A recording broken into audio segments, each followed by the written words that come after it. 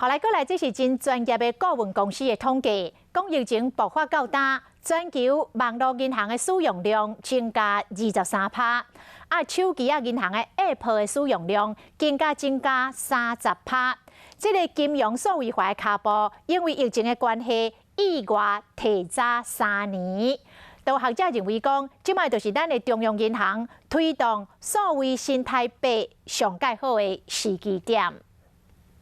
谢谢。买物件扫描手机付钱真便利，那用纸票付钱对防疫就真不利。那呢纸票敢有可能变作数位化？如果数位新台币可以来发展的话，是非常有助于台湾在支付在数位经济方面的发展。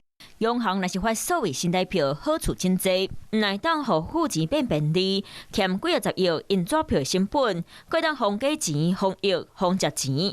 不过嘛是要面对个人资料和数位精彩问题。现在很多国家都怕大数据被其他的国家拿走，你也知道，像赖什么这些，如果这些东西都是掌握在其他国家的手上，那对台湾是很不利的哈。